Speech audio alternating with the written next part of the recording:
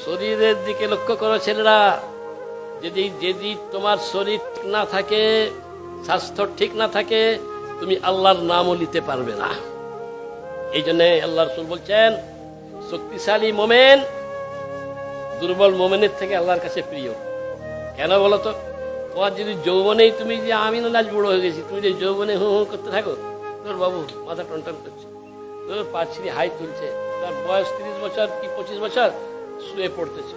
আর একটা হাট্টা কাট্টা জোয়ান ছেলে, সে বলে না আজকে সারা রাত আমি নামাজই পড়বো। সে পারবে। তুমি অর্ধেক রাত জাগতে না জাগতে তোমার মাথা বোমা করে ঘুরতে থাকে। এই যে আল্লাহ রাব্বুল ইজ্জত বলেন, যৌবনের তওবা পয়গম্বরের কুয়াত দান করে। সুবহানাল্লাহ। পাপ করেছো তুমি, করতেই পারো, পাপ করতেই পারো, এটা অসম্ভব কিছু কথা নয়। আল্লাহ এর জন্যে, আল্লাহ জানেন তো কাকে তৈরি করেছেন। নফস দিয়েছেন, রিপু দিয়েছেন, পাপ করার জন্য মন চাইবে, হতেই পারে। কুল্লু বানি আদম খাত্তাউনা খায়রু খাত্তাইনা তাওয়াবুন। প্রত্যেকটি আদম সন্তান পাপ করে, অপরাধ করে। উত্তম হচ্ছে সেই যে নিজের ভুলটাকে শুধরে নেয়, যে তওবা করে পাক হয়ে যায়। তা আমি বলি, তোমরা বাবু শরীরটাকে দেখো, স্বাস্থ্যকে লক্ষ্য করো, আল্লাহ পাক তৌফিক দেন সবকে ঠিক রাখার। আর একটা কথা আমি আবেদন করি, আমি একটি হাদিস শরীফ পড়েছি, আল্লাহ রাসূল সাল্লাল্লাহু আলাইহি ওয়াসাল্লাম বলছেন যে কোরআনের একটা অক্ষর পড়ে তার 10টা করে নিই। বলার পর আল্লাহ রাসূল আবার বলছেন, লা আকুলু আলিফ লাম মিম হারফ।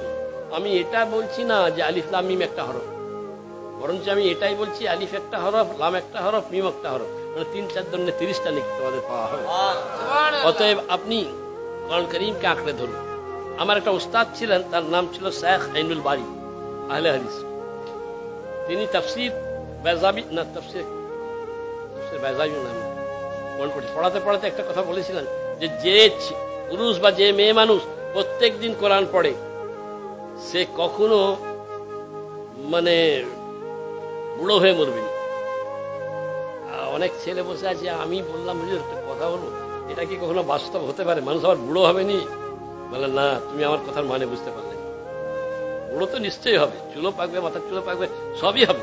কিন্তু যে কোরআন প্রত্যেক দিন পড়ে, কিছুটা হলেও হাত পাড়া এক পাড়া প্রত্যেক দিন যার আমল আছে, সে কখনোই বিছানে পড়ে পেশাব পায়খানা হেঁটে গুয়ে মতো হয়ে মরবে না। আমি বললাম কি বলে এটাই কোরআনের আরেকটা মজিজা।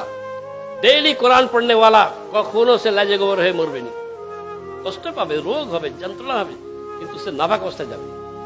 আমার জীবনে আমি দেখেছি 3 জন মানুষকে।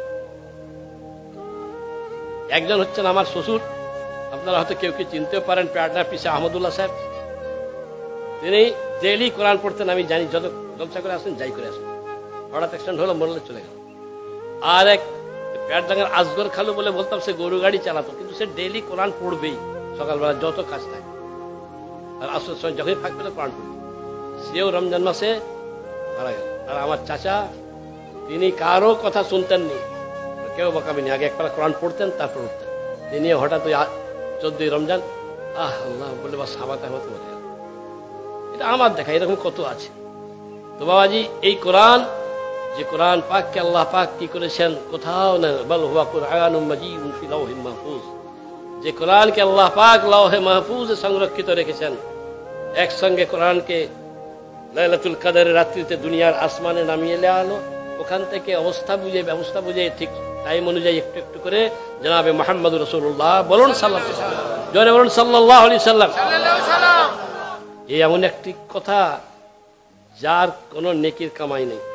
সব নেকি হতে পারে, না হতে পারে, সব ইবাদতের নেকি পেতে পারেন, না পারেন, কিন্তু দরুদের নেকি এ কখনো কাটা যাবে না।